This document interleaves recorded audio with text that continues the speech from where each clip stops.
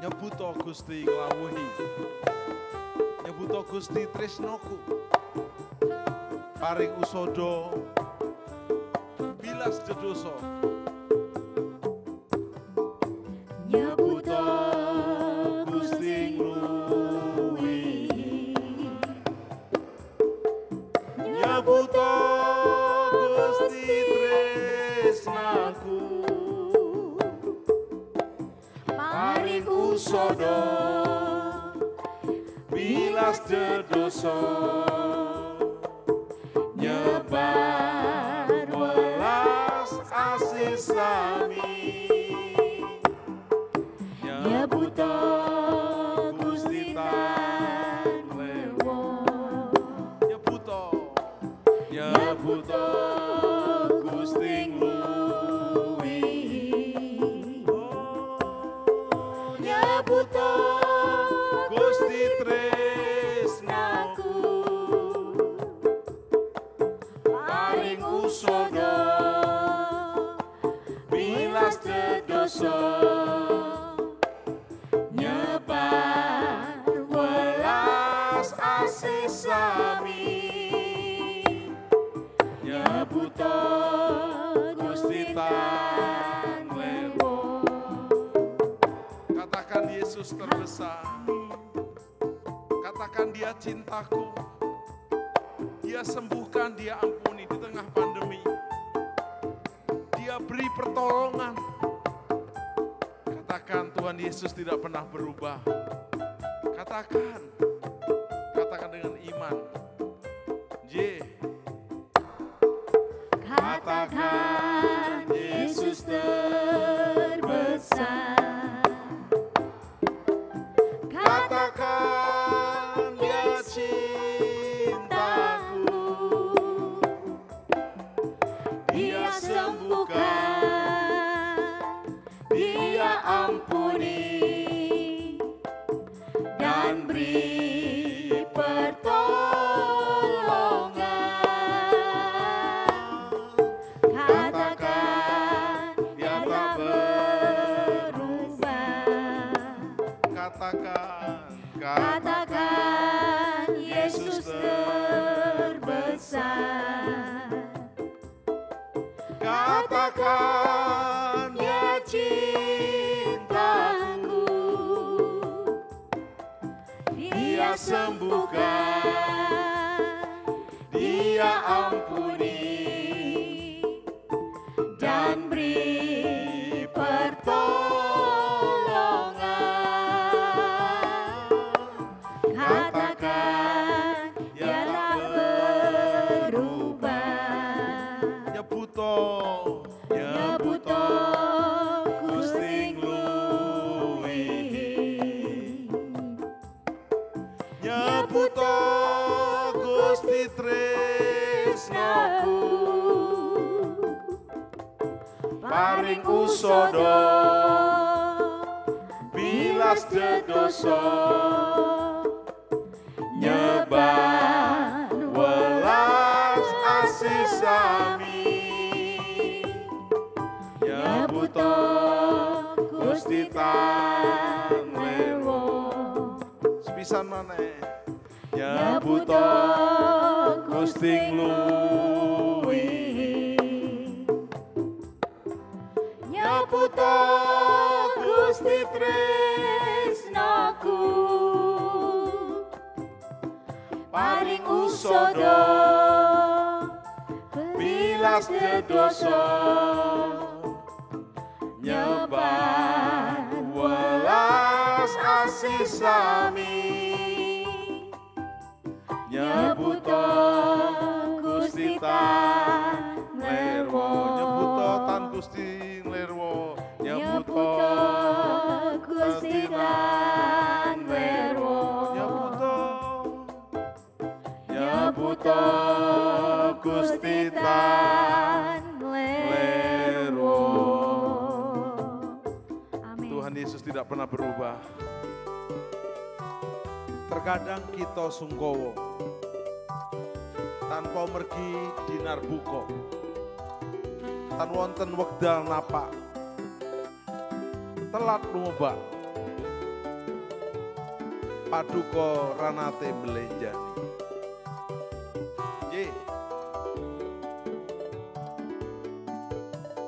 Terkadang kita sungkowo tanpa mergi dinar buka, tan wonten wekdal napa telat lumebar.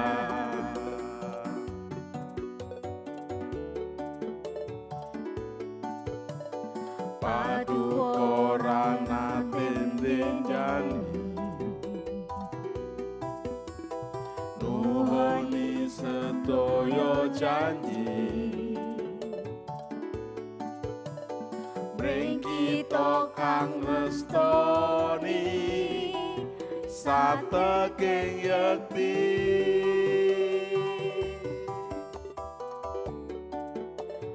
Paduka pirsa, paduka peduli, sedaya ingkang kita lampahi. Paduka pirsa, paduka peduli, sedaya ingkang kita alami. Ingkang paduka angeni, amrih kita ngegemi, ngantos dumugi mujijat yekti.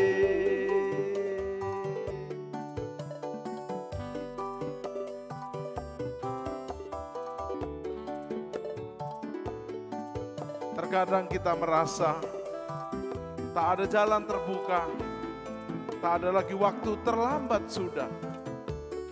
Namun Tuhan, Yesus Kristus tak pernah ingkar janji. Dia mengerti, dia peduli. Yes, Ji. Terkadang kita merasa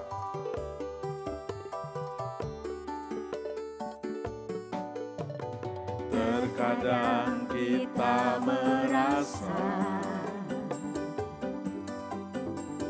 tak ada jalan terbuka, tak ada lagi waktu, terlambat sudah.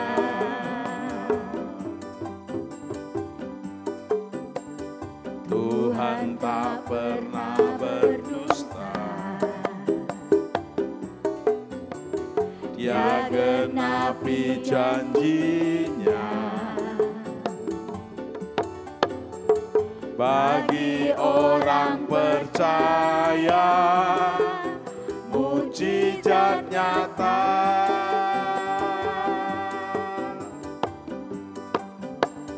Ia Mengerti, Dia peduli, persoalan yang sedang terjadi. Dia mengerti, di tengah pandemi Dia mengerti, Dia peduli, persoalan yang kita alami. Namun satu yang Dia minta, agar kita percaya, agar mujizat menjadi nyata. Dia mengerti, Dia mengerti, Dia peduli, persoalan yang sedang terjadi. Dia peduli, persoalan yang kita alami. Namun satu yang Dia minta, agar kita percaya, sampai mujizat menjadi nyata. Namun satu yang Dia minta, agar kita percaya, sampai mujizat menjadi nyata. Namun satu yang dia minta, agar kita percaya sampai mujizat menjadinya. Namun satu yang dia minta, agar kita percaya sampai mujizat menjadi nyata. Matur nuwun Gusti Yesus.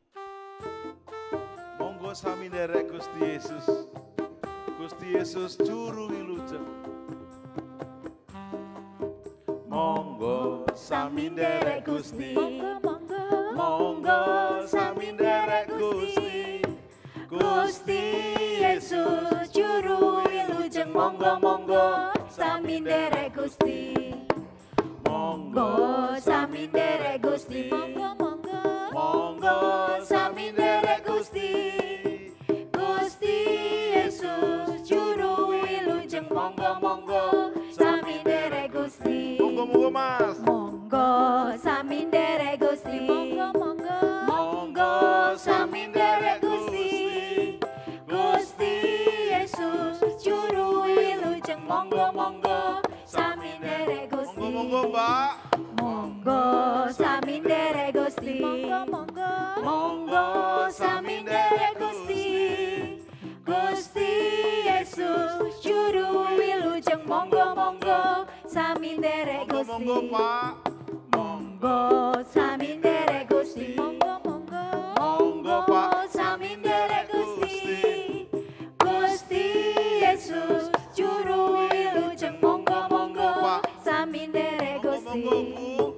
Monggo sami nderek Gusti. Monggo sami nderek Gusti.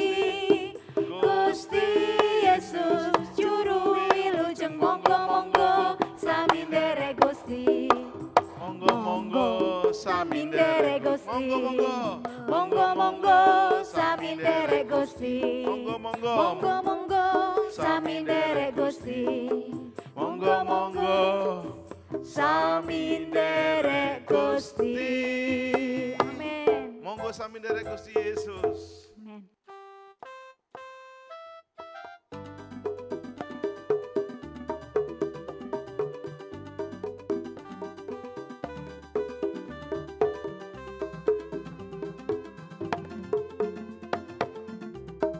Saya mau iring Yesus. Saya mau iring Yesus sampai selama-lamanya. Bersama-sama saya mau. Saya mau iring Yesus. Saya mau iring Yesus sampai selama-lamanya. Meskipun saya susah menderita dalam dunia, saya mau iring Yesus sampai selama-lamanya. Bapak Ibu Saudara sekalian,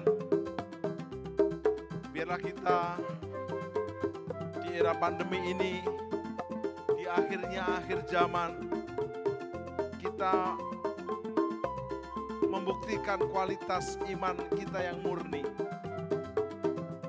Untuk kita tetap mengiring Yesus apapun yang terjadi. Angin, badai, topan, gelombang, gempa, bahkan goncangan menggoncang langit dan bumi. Kita yang mengiring Yesus tetap tidak akan goyah selama-lamanya. Meskipun mungkin harus bayar harga. Hidup susah di dunia. Kita mau iring Yesus. Walau mungkin sendiri, walau mungkin tertekan, Anda dihambat tetap merambat, dijepit tetap melejit. Bersama Yesus. Yesus yang sudah menang dari maut, itu akan memberi kita lebih daripada pemenang. Mari iring Yesus. Barang siapa yang mau mengiring Yesus, hendaklah dia menyangkal diri, pikul salib dan mengikut Yesus. Mari kita bersama-sama menyanyikan pujian ini. Saya mau iring Yesus. Bersama keluarga kita sampai selama-lamanya.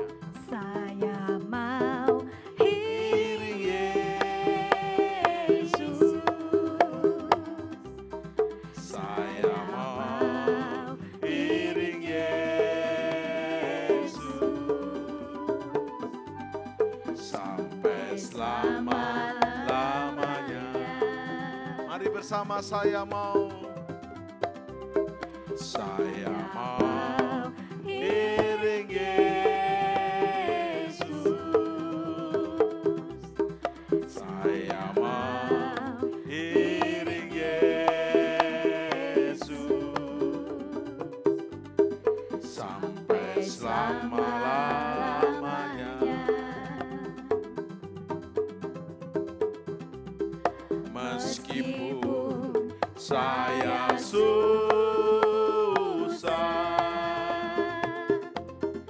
menderita dalam dunia, saya mau iring Yesus sampai selama-lamanya. Meskipun saya susah, meskipun saya bayar harga, pikul salib, menderita dalam dunia. Dunia bukan tempat kita selamanya. Saya mau iring Yesus sampai selama-lamanya. Meskipun bersama, meskipun saya di balik salib ada mahkota, menderita dalam dunia, saya mau iring Yesus sampai selama-lamanya. Sampai selamanya, sampai selama-lamanya, sampai selamanya, sampai selama-lamanya. Saya mau iring Yesus sampai selama-lamanya. Amin.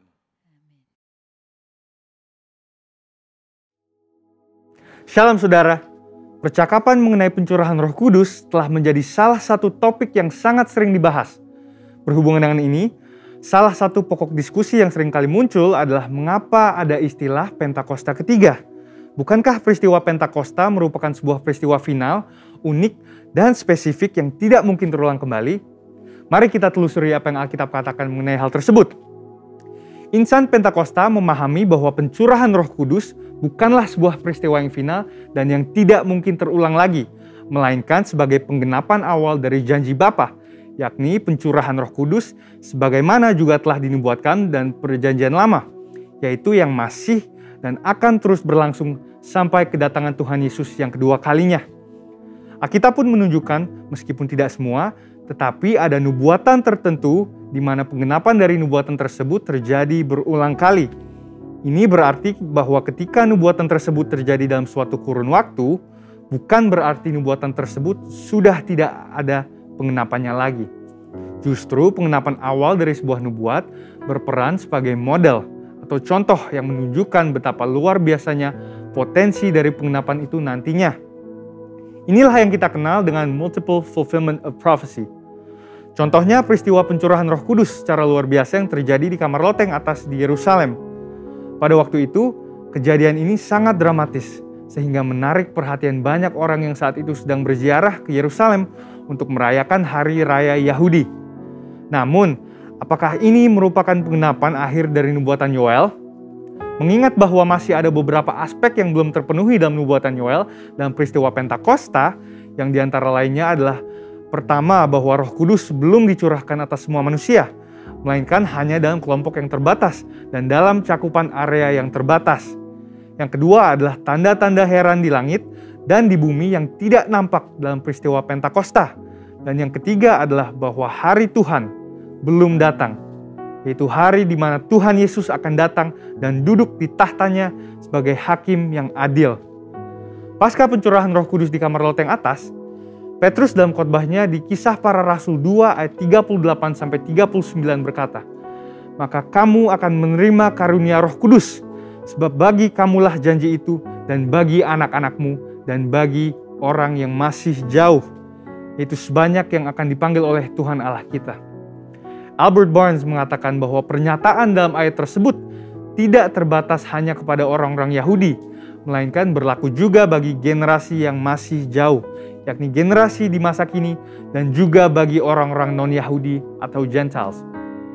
Dengan pemahaman ini, kita dapat menyimpulkan bahwa penggenapan akhir dari nubuatan Yoel tidak berhenti di peristiwa Pentakosta di kamar loteng, tapi juga terjadi di awal abad ke-20 melalui peristiwa Azusa Street Revival yang merupakan Pentakosta kedua, dan sekali lagi sedang terjadi dalam era kita sekarang ini. Pentakosta ketiga sedang dan akan terus terjadi dalam cakupan area yang mendunia. Peristiwa ini juga akan disertai oleh tanda-tanda heran dan ajaib dan akan mengarah kepada kedatangan Kristus yang kedua kalinya. Tentunya istilah Pentakosta ketiga bukanlah istilah yang dibuat-buat oleh Bapak Pendeta Dr. Insinyur Niko Nyotraharjo sebagai hamba Tuhan yang menerima tuntunan dan visi ini, melainkan berdasarkan presiden penggunaan terminologi Pentakosta kedua yang sudah dikenal sejak awal abad ke-20. Beberapa catatan dokumentasi penting yang mencatat hal ini adalah Australasian Record, volume 39, nomor 19, yang menuliskan sebuah artikel berjudul "The Second Pentecost Will Be Even Greater Than the First". Wesley Mylan juga menyebutkan peristiwa Pentakosta kedua dalam bukunya The Latter Rain Covenant. Frank Bartleman dalam bukunya How Pentecost Came to Los Angeles juga menggambarkan dahsyatnya pencurahan Roh Kudus yang terjadi di Azusa Street sebagai Pentakosta kedua. Dan buku Passover, Pentecost, and Parousia, di mana yang menjadi editor adalah para profesor aliran Pentakosta dari Pentecostal Theological Seminary, juga menyebutkan Azusa Street sebagai Pentakosta kedua. Jadi, dengan adanya presiden terminologi Pentakosta kedua ini, maka jika seseorang menolak Pentakosta ketiga atas dasar bahwa Pentakosta tidak berulang, itu artinya dia juga menolak Pentakosta kedua, yang sama dengan menolak gerakan Pentakosta secara keseluruhan. Tentunya, untuk sebuah kegerakan bisa disebut sebagai peristiwa Pentakosta, ada 3 kriteria yang harus dipenuhi. Yang pertama adalah peristiwa Pentakosta bersifat masif, ekspansif, dan multi-etnis. Yang kedua adalah penekanan terhadap bahasa roh dan manifestasi kuasa Roh Kudus. Dan yang ketiga adalah bahwa peristiwa Pentakosta harus memiliki korelasi langsung dengan penuntasan amanat agung. Dengan itu, kita percaya bahwa pencurahan Roh Kudus yang terjadi di Yerusalem pada awal abad pertama dan Azusa Street pada awal abad ke-20 sedang dan akan terus terjadi dalam skala yang jauh lebih besar dan dahsyat pada zaman ini, sampai amanat agung diselesaikan dan Tuhan Yesus datang kembali. Amin. Saudara, untuk penjelasan lebih lengkapnya dari tim teologi kami, silahkan buka link yang ada di atas atau scan QR Code yang tersedia. Salam integritas dan Tuhan Yesus memberkati. Apa yang dimaksudkan dengan Pentakosta ketiga? Api Pentakosta menyala, api Pentakosta menyala, api, api, api, api, api, api Pentakosta ketiga. Deklarasi Pentakosta ketiga. 1. Pentakosta ketiga adalah pencurahan Roh Kudus yang dahsyat di zaman ini, melebihi yang terjadi di Azusa Street. 2. Pentakosta ketiga akan mengakibatkan penuaian jiwa yang terbesar dan yang terakhir sebelum Tuhan Yesus datang kembali. 3.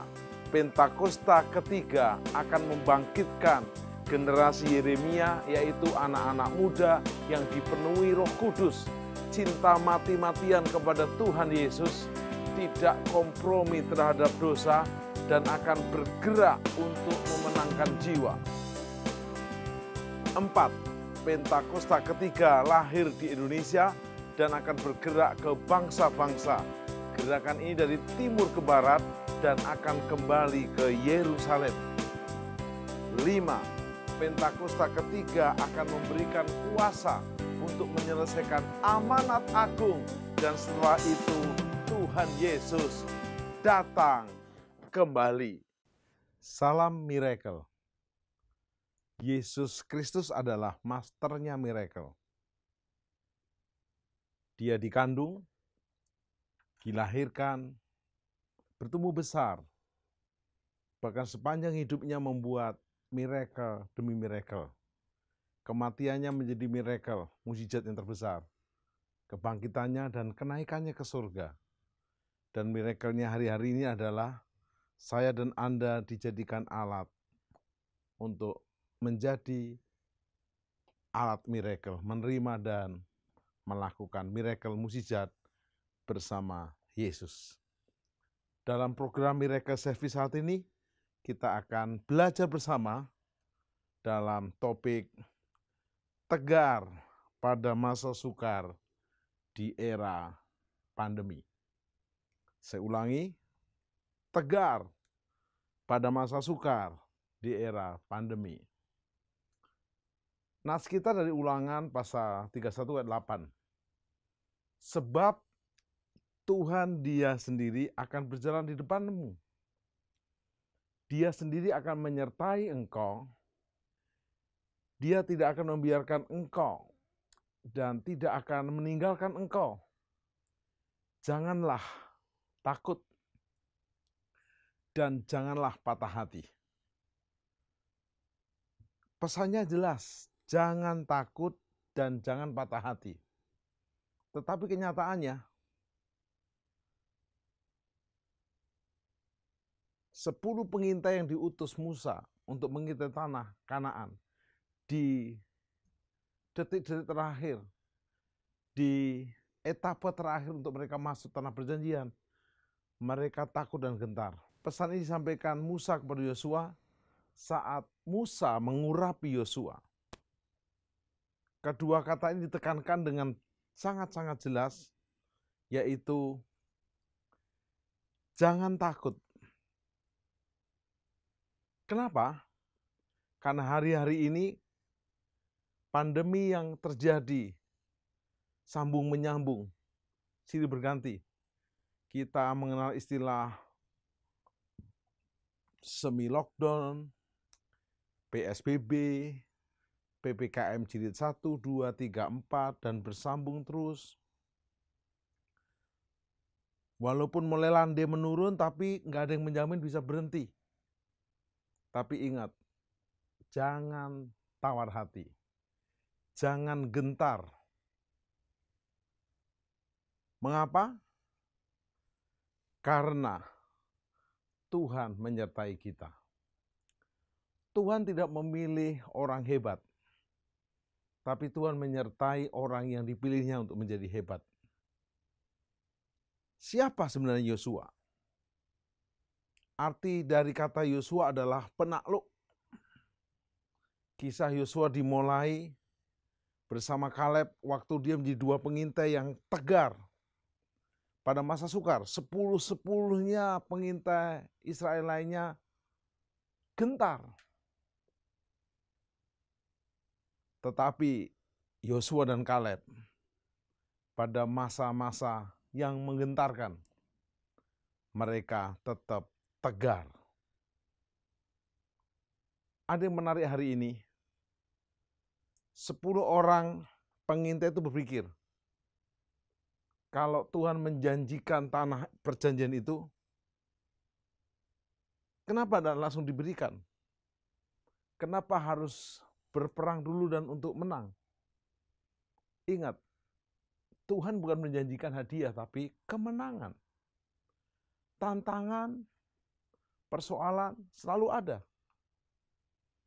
Anda bayangkan,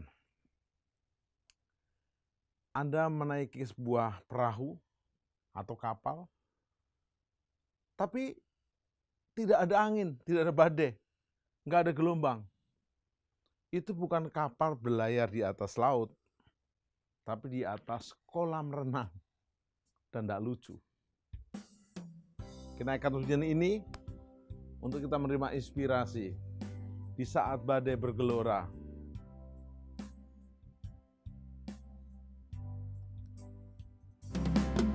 Lingkupiku dengan sayapmu, naungiku dalam kuasa-Mu di saat badai bergelora. Ku akan terbang bersama-Mu, Bapa Kau Raja atas semesta. Ku tenang sebab Kau Allahku.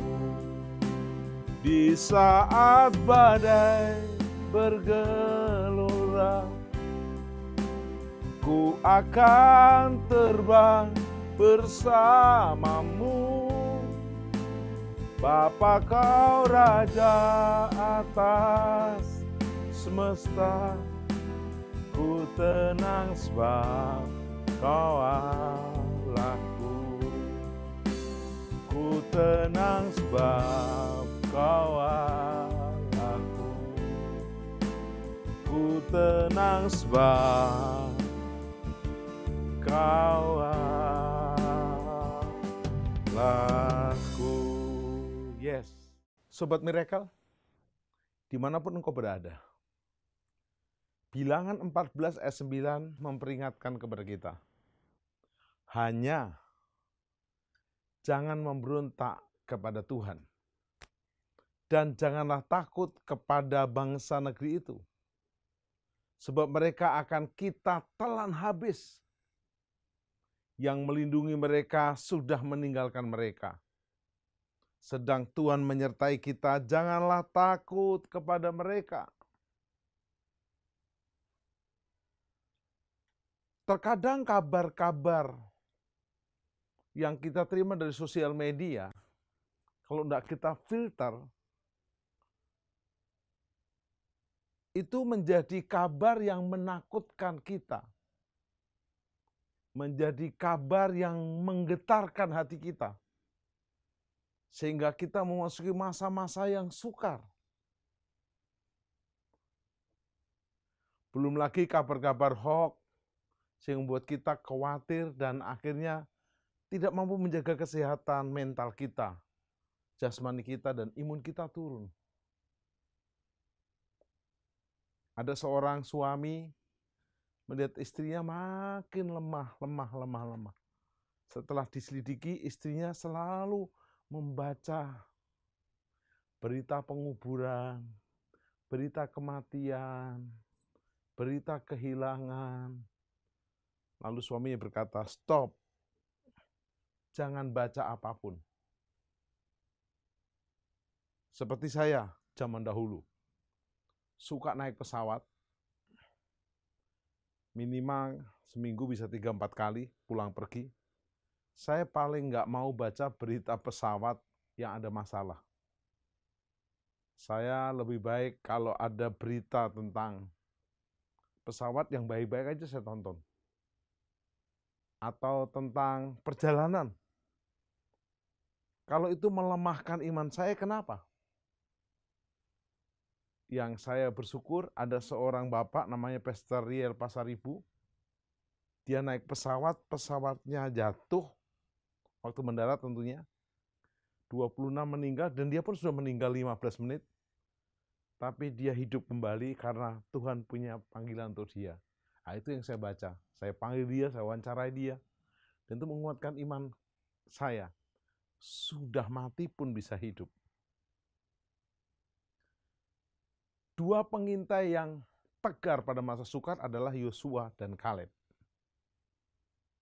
Karena Yosua dan Kaleb tidak fokus kepada kesukarannya. Fokus kepada pertolongan Tuhan yang maha besar, maha dahsyat. Contoh hari-hari ini waktu belajar antikris, banyak orang belajar siapa antikris, mengapa ada antikris, sepak terjang antikris, selalu bertanya, Pak takut. Loh, kok takut sama antikris? Sama Yesus? Yesus mah baik, gak usah takut, tapi sama antikris salah besar. Kalau kita dekat sama Yesus, Yesus datang di awan-awan, kita diangkat. Ketemu antikris kagak ketemu. Dan sehebat-hebatnya antikris, tetap kalah sama Kristus. Oh, dia cuma mencontoh Kristus saja. Itu namanya tidak punya understanding. Kenapa ada orang yang lalu dalam kesedihan yang tidak menentu? Karena tidak ngerti understanding pengertian. Mari kita lihat. Amsal 24 ayat 10 berkata, jika engkau tawar hati pada masa kesesakan, kecillah kekuatanmu. Tapi kalau kau punya hati yang gembira pada masa kesesakan, itu adalah obat yang manjur. Pastikan hari ini Anda menjaga hati Anda. Jagalah hatimu dengan segala kewaspadaan, karena di situ terpancar kekuatan hidupmu. Hati yang gembira. Hati yang gembira adalah obat yang manjur seperti obat. Hati yang senang, yes, tapi semangat yang patah keringkan tulang. Hati yang gembira, Tuhan senang. Hati yang gembira adalah obat seperti obat. Hati yang senang, yes, tapi semangat yang padam keringkan tulang. Hati yang gembira, Tuhan senang, yes. Amsal 24 ayat 10 berkata, jika engkau tawar hati pada masa kesesakan, kecillah kekuatanmu. Menurut Kamus Besar Bahasa Indonesia KBBI, arti kata tawar bila dihubungkan dengan hati atau perasaan artinya adalah hilang keberanian. Waduh, keberaniannya hilang. Dengan kata lain, pengecut. Bukan pahlawan tapi pengecut. Dan yang lebih cilaka adalah penakut. Tawar hati juga dapat disamakan dengan gentar. Atau rasa takut yang ditimbulkan karena melihat musuh. Sehingga paranoid. Takut ini, takut itu, tidak berbuat apa-apa. Saya beritahu sama Anda, jangan kita menyesal. Sebenarnya nggak ada apa-apa. minimal kita harus pegang janji Tuhan. Yosua memahami hal ini. Karena itu Yosua menerima pesan dari Musa waktu pengurapannya, pengutusannya. Jangan gentar, jangan tawar hati. Sobat Miracle, Yosua 1:8 berkata dengan tegas, janganlah engkau lupa memperkatakan kitab Taurat ini. Manusia tuh mudah lupa, hari ini lupa, besok nggak ingat. Sehingga lalu tawar lagi, gentar lagi, bimbang lagi. Kemarin hati yang gembira adalah obat, besoknya lemah lagi. Janganlah engkau lupa memperkatakan kitab Taurat ini, memperkatakan firman. Firman itu diberkatakan, yes saya sehat, yes saya diberkati. Tuhan menyertai saya, Tuhan melindungi saya. Tetapi renungkanlah itu siang dan malam. Supaya engkau bertindak hati-hati, jangan menyimpang. Dosa itu bahasa Yunani adalah hamartia. Menyimpang, bahasa Bataknya meleset. Meleset ke kiri, meleset ke kanan, mungkin hanya beberapa inci, beberapa persen, tapi lama-lama melesetnya makin lebar. Supaya engkau bertindak hati-hati, sesuai yang tertulis di dalamnya. Sebab dengan demikian, perjalananmu akan berhasil walaupun di tengah pandemi. Dan engkau akan beruntung walaupun di tengah pandemi. Iman yang lahir dari tindakan-tindakan akan membuat kita kuat dan mengandalkan Tuhan setiap saat. Dan itu memberi kita kemenangan. Memperkatakan firman itu sebagai senjata. Karena pedang roh itu adalah firman. Disinilah Yosua diingatkan. Sepeninggal Musa, Yosua harus meneladani imannya Musa. Bertindak sebagai seorang penakluk seperti namanya. Untuk menaklukkan tanah perjanjian menjadi milik perjanjian Tuhan. Bapak Ibu Saudara, saya akan berikan 4 langkah utama bagaimana dari teladan Yosua kita mengubah gentar menjadi tegar.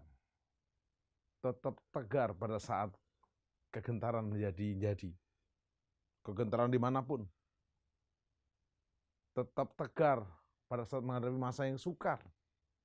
Sangat menyukarkan, sangat menggentarkan. Yang pertama adalah 1 Petrus 5 ayat yang ke-6. Tetap fokus kepada Tuhan. Pandemi boleh ada, tapi fokusnya bukan ke pandemi. Ada Tuhan di atas pandemi. Ada badai, sakit penyakit, topan, bencana alam, dan kawan-kawannya. Fokus kita bukan kepada kejadiannya yang di muka bumi ini. Kepada Tuhan, karena semuanya diizinkan Tuhan. Pertama kali pandemi, setan ngomong sama Yesus, saya berhasil. Pandemi membuat gedung gereja di ibadah minggu tutup. Gereja libur. Yesus dengan mantap berkata, kamu salah setan. Memang ibadah di gedung gereja hari minggu tutup. Tapi ibadah di rumah-rumah dari Senin, Selasa, Rabu, Kamis, Jumat, Sabtu, Minggu, Senin lagi buka. 1 Petrus 5 ayat 6 berkata, karena itu rendahkanlah dirimu di bawah tangan Tuhan yang kuat. Supaya kamu ditinggikan pada waktunya. Dan itu 7, serahkanlah segala kekhawatiranmu. Supaya Tuhan memelihara kamu. Waktu Anda dan saya percaya bahwa fokus semuanya kepada Tuhan, kau akan berani berkata, tak usah ku takut. Waktu Anda datang kepada Bapa di surga.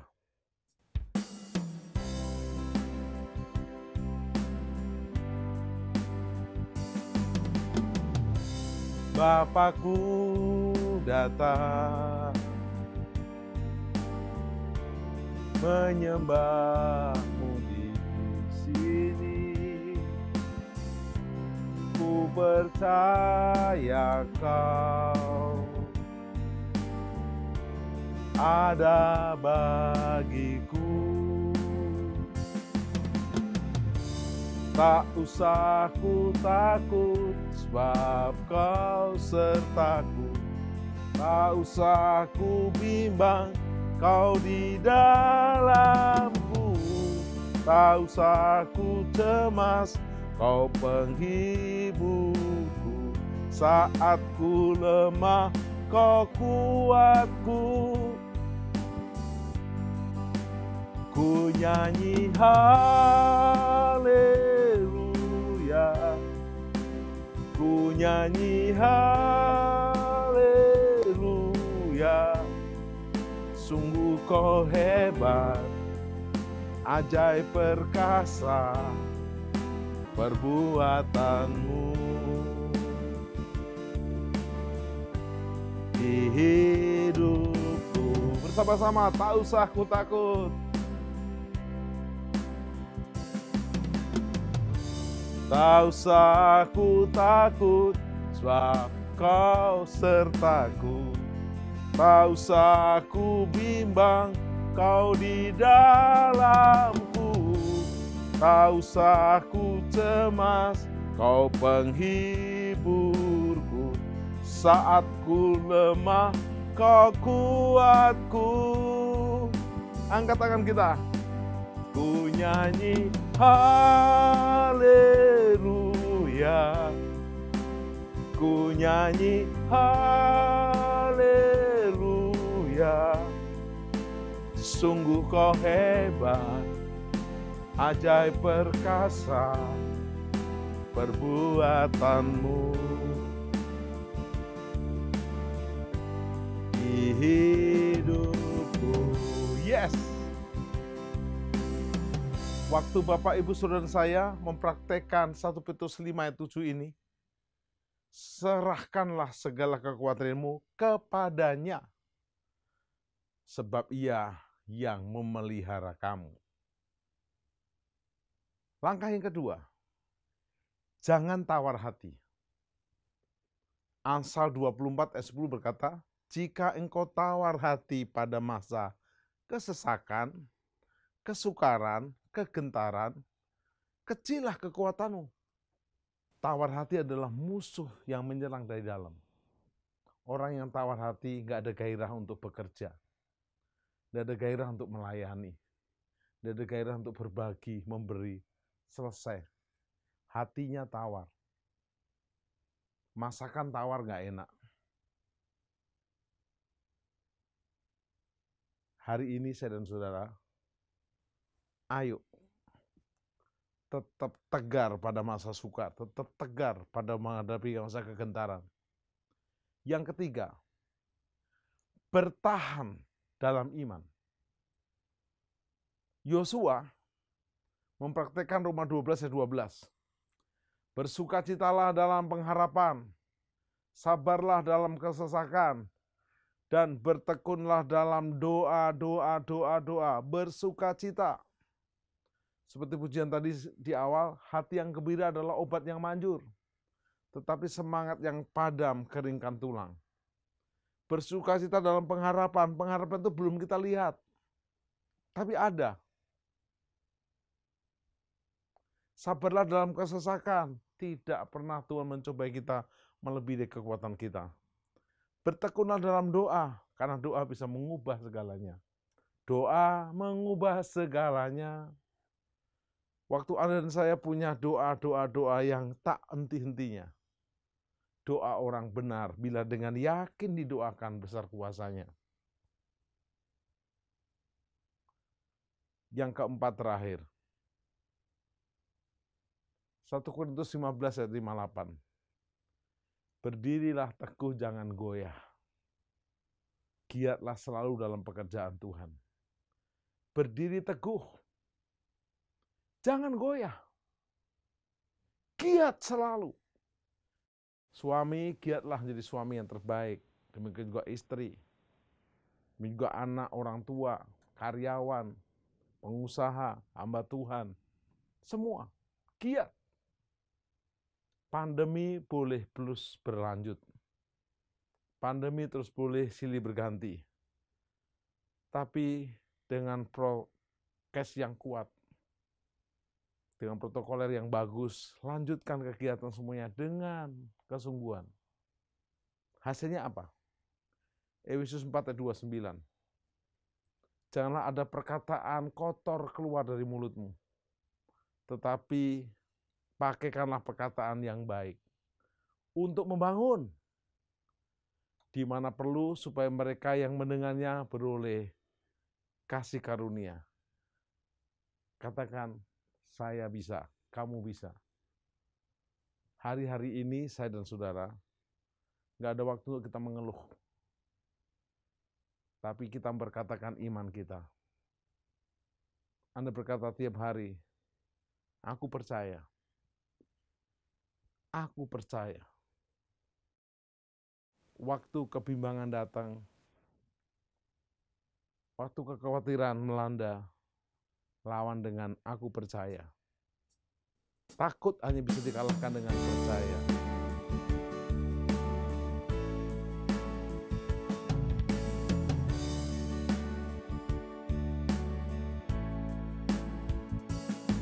Sekalipun aku dalam lembah kelam, ku tak takut sebab kau besertaku. Sekalipun badai topan datang menerpa, ku tak gentar sebab kau di sisiku. Aku percaya berkat-Mu atasku melimpah, kebajikan, kemurahan selalu mengikutiku. Ku puji, ku sembah Kau Tuhan. Aku percaya, aku percaya berkat-Mu atasku melimpah, kebajikan, kemurahan selalu mengikutiku. Ku puji, ku sembah Kau Tuhan. Ku puji, ku sembah Kau Tuhan. Ku puji, ku sembah Kau Tuhan. Mari kita buka tangan kita sembah. Sembah.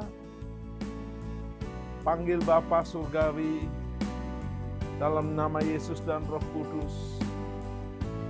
Yesus, aku percaya dimanapun Kau berada,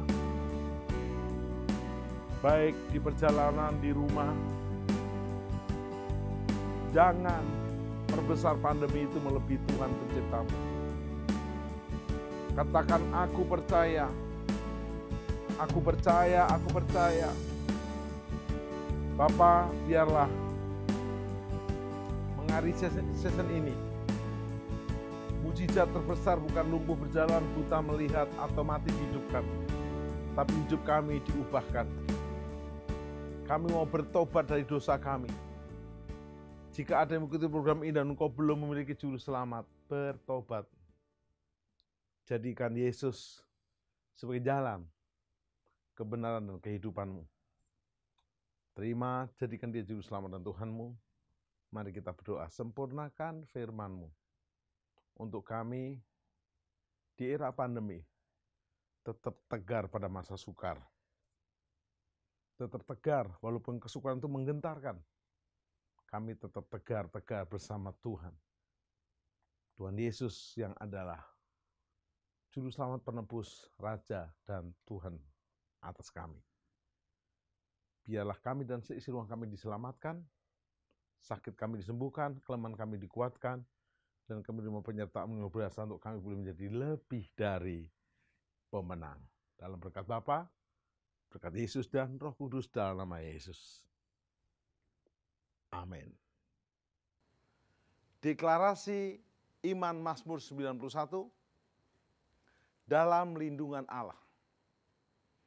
Orang yang duduk dalam lindungan yang maha tinggi dan bermalam dalam naungan yang maha kuasa akan berkata kepada Tuhan, tempat perlindunganku dan kubu pertahananku, Allahku yang kupercayai. Sungguh, Dialah yang akan melepaskan engkau dari jerat penangkap burung, dari penyakit sampar yang busuk. Dengan kepaknya ia akan menudungi engkau, di bawah sayapnya engkau akan berlindung. Kesetiaannya ialah perisai dan pagar tembok. Engkau tak usah takut terhadap kedahsyatan malam, terhadap panah yang terbang di waktu siang, terhadap penyakit sampar yang berjalan di dalam gelap, terhadap penyakit menular yang mengamuk di waktu petang. Walau 1.000 orang rebah di sisimu dan 10.000 rebah di sebelah kananmu, tetapi itu tidak akan menimpamu. Engkau hanya menontonnya dengan matamu sendiri dan melihat pembalasan terhadap orang-orang fasik. Sebab Tuhan ialah tempat perlindunganmu, yang maha tinggi telah kau buat tempat perteduhanmu. Malapetaka tidak akan menimpa kamu, dan tulah tidak akan mendekat kepada kemahmu. Sebab malaikat-malaikatnya akan diperintahkannya kepadamu untuk menjaga engkau di segala jalanmu. Mereka akan menatang engkau di atas tangannya, supaya kakimu jangan terantuk kepada batu. Singa dan ular tedung akan kau langkai. Engkau akan menginjak anak singa dan ular naga. Sungguh hatinya melekat kepadaku, maka aku akan meluputkannya. Aku akan membentenginya, sebab ia mengenal namaku. Bila ia berseru kepadaku, aku akan menjawab. Aku akan menyertai dia dalam kesesakan. Aku akan meluputkannya dan memuliakannya. Dengan panjang umur akan kukenyangkan dia dan akan kuperlihatkan kepadanya keselamatan daripadaku. Mazmur 91 dalam lindungan Allah, Bapa Surgawi, Yesus Kristus dan Roh Kudus.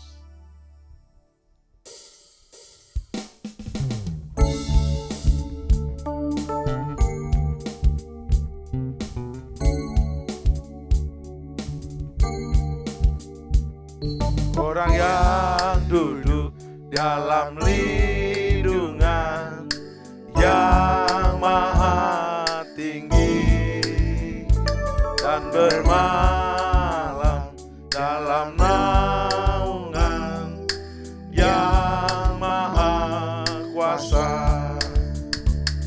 akan berkata kepada Tuhan, tempat perlindunganku dan kubu pertahananku, Allahku yang kupercayai.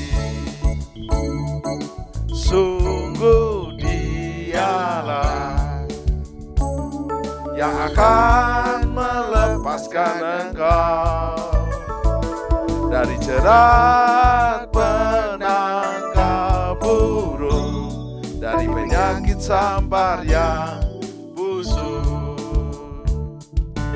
Dengan kepaknya ia akan menudungi engkau, di bawah sayapnya engkau akan berlindung. Kesetiaannya ialah perisai dan pagar tembok. Engkau tak usah takut terhadap kedahsyatan malam, terhadap panah yang terbang di waktu siang. Terhadap penyakit sampar yang berjalan di dalam gelap, terhadap penyakit menular yang mengamuk di waktu petang. Walau seribu orang rebah di sisimu dan 10.000 di sebelah kananmu, tetapi itu tidak akan menimpamu. Engkau hanya menontonnya dengan matamu sendiri dan melihat pembalasan terhadap orang-orang fasik. Sebab Tuhan ialah tempat perlindunganmu, yang maha tinggi telah kau buat tempat perteduhanmu. Malapetaka tidak akan menimpa kamu, dan tulah tidak akan mendekat kepada kemahmu. Sebab malaikat-malaikatnya akan diperintahkannya kepadamu untuk menjaga engkau di segala jalanmu. Mereka akan menatang engkau di atas tangannya, supaya kakimu jangan terantuk kepada batu. Singa dan ular teduh akan kau langkahi, engkau akan menginjak anak singa dan ular naga. Sungguh hatinya melekat kepadaku, maka aku akan meluputkannya. Aku akan membentenginya, sebab dia mengenal namaku. Bila ia berseru kepadaku, aku akan menjawab. Aku akan menyertai